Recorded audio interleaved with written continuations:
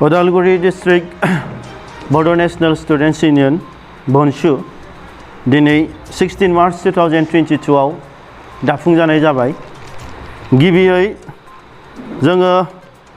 Udalguri district बन्सुनि आफादगिरि हिसाबै मृदुल खाख्लारिखौ दिनै दायित्व होनाय जाबाय आरो गाहाय नेहाथारि हिसाबै मिथिंगा बर'खौ दायित्व होनाय जाबाय आरो बेजोंनो स्पक्सपारसन हिसाबै जर्ज दैमारिखौ दिनै दायित्व होनाय जाबाय। दा जोङो दिनै हाबाफारिखौ मेहेरगोनां खालामनानै जोङो दिनै बर' हारिखौ सिबिनो बर' हारिनि रैखाथिनि थाखाय दावहा नांनो दिनै बिथांमोनखौ गासै 38 जन जोङो बन्सुनि डिस्ट्रिक्ट कमिटिनि दायित्वखौ जों दिनै बिबानखौ होनाय जाबाय। गोबाङा आंनि सायाव एलिगेसन होदों, सैथो खोथा। बिथांमोना गोबांबार सावरायदों, गोबांबार अनेक खोथा बुंदों। दिनैहाय थांनाय समाव नंगौ आङो बारग' बड'लेण्ड फरेस्ट आफादनि गाहाय नेहाथारिमोन, नाथाय आङो बन्सु दानायनि आगोल आङो रिजाइनेसन होदों। जोंहा जोंनि मानगोनां बड'लेण्ड फरेस्ट आफादनि मानगोनां आफादगिरि सोगोमसार बसुमतारी बिथांनो, नाथाय बिथांमोना माखासे टेकनिकेल प्रब्लेम एबा सम हास्लाबैयाव बिथांमोना डिक्लेरेशनखौ मिडियानि गेजेरजों होनो हायाखै। बिथांमोनहा आंबो बिथांमोनखौ बारै बारै खावलायदोंमोन। दा जियानो जाया मानो आङो माखासे समनि थिननायाव माखासे जोंनि बर' हारिनि बारग' माने रिभलिउसनारि बिथांमोननि थिननायाव एबा जोंनि बर'फोरनि इन्टेलेक्चुयेल बिथांमोननि माखासे नारसिननायाव आं दिनै आंनि जि पजिशन दंमोन बड'लेण्ड फरेस्ट आफादनि गाहाय नेहाथारि हिसाबै बे बिबानखौ जातिनि स्वार्थआव आङो एंगारनानै दिनै बन्सुनि बिबानखौ आं दिनै लाफैदों। बन्सुनि गुबै थांखिया गिबियै बन्सुखौ जोङो जोंनि बर' हारिनि जि मोनसे सिमां, जाय सिमांखौ जोंनि बड'फा उपेन्द्रनाथ ब्रह्मआ नुदोंमोन, जाय सिमांखौ जोंनि मानगोनां एनडिबिनि फाउन्डार रन्जन दैमारि सारा सिमां नुदों, बर'फोरनि थाखाय मोनसे आलादा रायजो जायखौ बुङो बड'लेण्ड सेपारेट स्टेट। बे बड'लेण्ड सेपारेट स्टेटखौनो दिनै जोङो मोगथां महर होनो थाखाय दिनै जों फिर खेमसे आन्दलनखौ लांफिननो थाखाय दिनै बन्सुआ जोनोम जादों। आरो बेजों लोगोसे जोङो मोनसे बर' हारिनि गेजेराव मोनसे टटेल रिभलिउसन, मोनफ्रोमबो बिथिङाव जोंनि फरायनायनि बिथिङावनो होनदों, समाजनि जेंनानि बिथिङावनो होनदों, बर'फोरनि थांनानै थानायनि बिथिङावनो होनदों, बर'फोरनि जोंनि राव हारिमु धोरोमनि बिथिङावनो होनदों, मोनफ्रोमबो बिथिङाव जोङो दिनै मोनसे माहारियारि फरायसा आफाद जानानै जों जोंनि हारिखौ जोङो मोनसे रिभलिउसन लाबोनानै मोनसे गोजौ थाखोआव लांनो हायो नामा, बिनि थाखाय बन्सुआ दिनै खामानि मावलांगोन आरो बेनि थाखायनो दिनै बन्सुआ जोनोम जादों। माखासे समाव बुंबाय थादों जे बर' रायजोफोरा गोदानै आफाद जोनोम जानाय जे बन्सुखौ गनायनो हाया होननानै माखासे समाव ससियेल मिडियाफोरावबो दावराव जानायखौ नुबोदों। बे बेलायाव नोंथाङा मा बुंनो सासे दिनै जि मोनसे बन्सुआ दिनै मोनसे नन पलिटिकेल अर्गानाइजेसन, दे जोङो दिनै नुनो मोनदों दे बर'नि मोनफ्रोमबो नन पलिटिकेल अर्गानाइजेसन्सफ्रा दिनैनि दिनाव मोनफ्रोमबो राजनितिक हान्जाजों बाहागो लानायखौ जों नुनो मोनदों। नाथाय दिनै बर' हारिया दिनै मोनसे अबस्थायाव फैबाय, जाय अबस्थायाव जोङो दिनै माने मोनसे राजनितिक हान्जाजों सोमोन्दो दङमोनब्लाबो नाथाय जों जाथिखौ साननानै जाथिनि स्वार्थआव जोङो फिन मोनसे बेक जानानै जोङो सिन्था खालामनायनि मोनसे समयसायाव जों फैफिननांगौ जादों। दिनैहाय गमामायैनो गोबाङानो दिनै माखासे गावसिनि निजे मोनसे लाबनि स्वार्थनि थाखाय गोबां खोथाखौनो बुंनो हागौ, फुनलांनो हागौ, नाथाय जोंनि थांखिया दिनै बे मोनसे रोखा आरो मोनसे दिनै माने भिजनआ क्लियार दे जोङो दिनै नन पलिटिकेल अर्गानाइजेसन जानानै जों गेजेरनि जानानै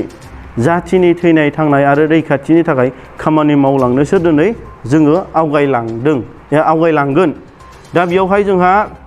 गोबाङानो जोंखौ दिनै मोनसे माने राजनितिक दोलोजों सोमोन्दो दं नामा माबा दं नामा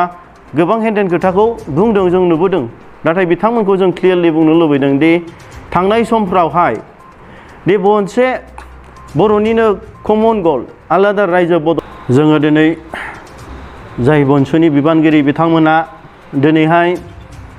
थांनाय समफ्रावहाय जि गोबां बर' माहारिनि जि आफादफोरा माखासे भुल माखासे समयसाखौ दिनै भुगिबोनानै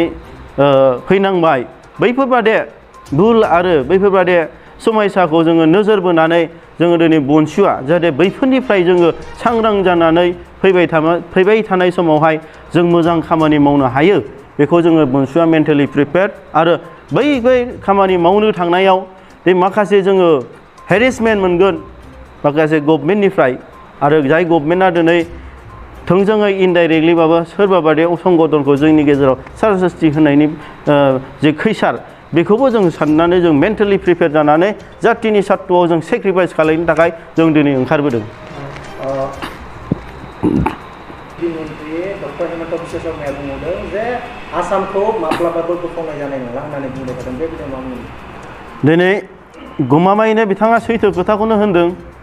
दि थांनाय समफ्रावबो जि आन्दलन खालामबोदों दिनै आसामनि असमिया मानसिफ्रा जोंनो मालाबाबो आलादा रायजोखौ होबोखायाखै आरो होखानायबो नङा। दा जोङो दिनै ओंखायनो भारत सरकारजोंसो जोङो दिनै भारत संबिधाननि जि जोंहा मोन्थाय दं बेखौ लानानैसो जोङो दिनै दावहाखौ नांगोन। दिनैहाय जोंनो फ्रिदमा जोंनो थाखाय मालाबा होआ, नाथाय जों बिनानैसो लानांगोन। बेनि थाखायनो जोङो दिनै मेन्टेलि प्रिपेयार। जोङो दिनै जाय दावहाखौ गोबां समनिफ्रायनो बर'फ्रा दिनै दावहा नांबोदोंमोन, गोबां मुंख्लं जालांबाय, गोबाङानो रान्दि जाबाय, गोबाङानो दिनै थैलांबाय, जिनाहारि जालांबाय। बैफोरबादि गोबाव समनि दावहाखौ दिनै जों ओरैनो थांगारहोआ। जोङो बे स्पिरिटखौ जों लांफिनगोन, बै मुंख्लंफोरनि जि स्पिरिट जि सिमां बेखौ जों मोगथां महर होनो नाजागोन। सेपारेटहुडनि थाखाय गोदोहाय जि मोनसे जोंहा आर्मस ग्रुप दंमोन, national Democratic front of Bodoland, जाय रन्जेन दैमारि सार बिथाङा दैदेनदोंमोन। बे थासेयावबो दिनै जोङो नुनो मोन्दों मोनसे आर्मस ग्रुप ओंखारबावनाय, BLT बड' लिबारेशन टाइगार फोर्स।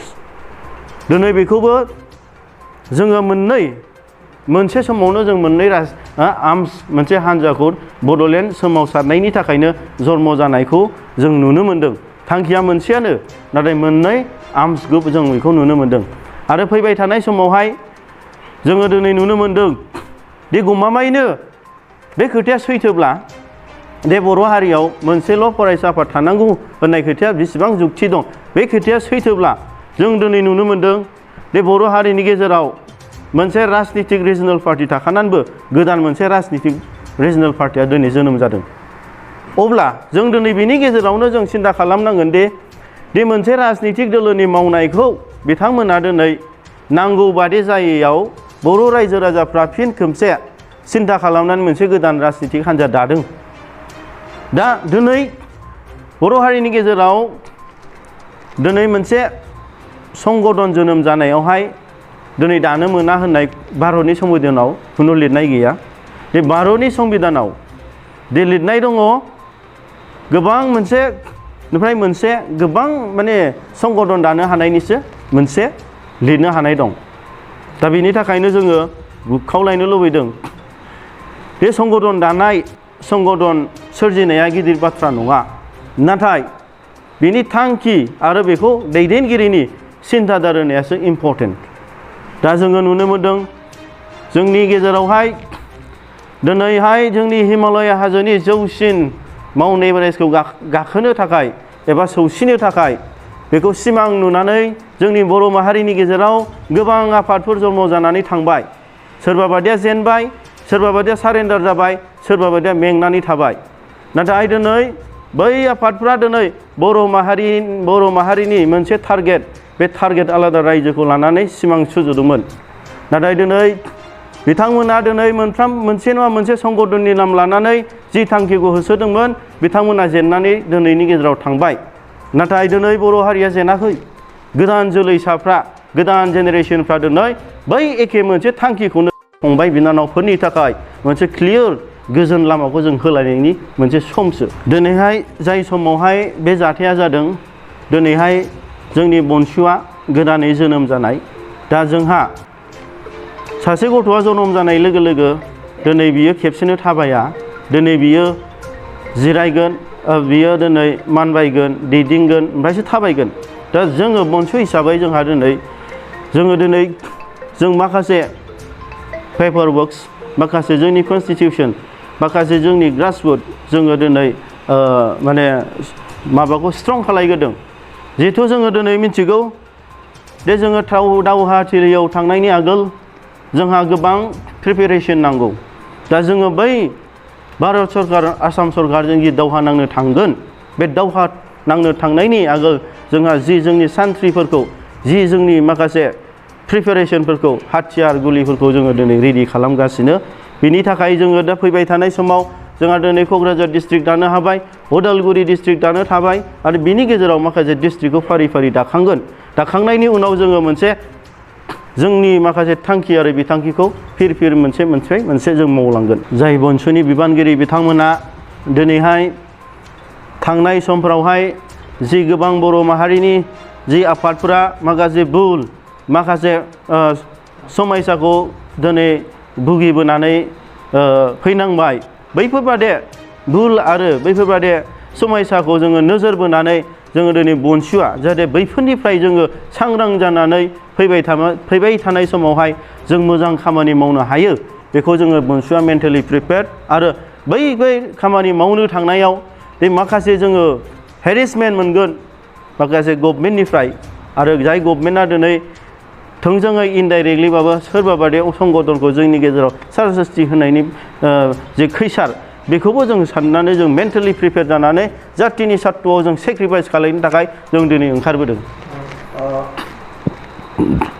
मन्त्रि डक्टर हिमन्त बिश्व शर्माया बुंदों जे आसामखौ माब्लाबाबो बोखावनाय जानाय नंला होननानै बुंबाय थादों बे बेलायाव मा बुंदों दिनै गमामायैनो बिथाङा सैथो खोथाखौनो होनदों दि थांनाय समफ्रावबो जि आन्दलन खालामबोदों दिनै आसामनि असमिया मानसिफ्रा जोंनो मालाबाबो आलादा रायजोखौ होबोखायाखै आरो होखानायबो नङा दा जोङो दिनै ओंखायनो भारत सरकारजोंसो जोङो दिनै भारत संबिधाननि जि जोंहा मोन्थाय दं बेखौ लानानैसो जोङो दिनै दावहाखौ नांगोन दिनैहाय जोंनो फ्रिडमा जोंनो थाखाय मालाबा होआ नाथाय जों बिनानैसो लानांगोन बेनि थाखायनो जोङो दिनै मेन्टेलि प्रिपेयार जोङो दिनै जाय दावहाखौ गोबां समनिफ्रायनो बर'फ्रा दिनै दावहा नांबोदोंमोन गोबां मुंख्लं जालांबाय गोबाङानो रान्दि जाबाय गोबाङानो दिनै थैलांबाय जिनाहारि जालांबाय बैफोरबादि गोबाव समनि दावहाखौ दिनै जों ओरैनो थांगारहोआ जोङो बे स्पिरिटखौ जों लांफिनगोन बै मुंख्लंफोरनि जि स्पिरिट जि सिमां बेखौ जों मोगथां महर होनो नाजागोन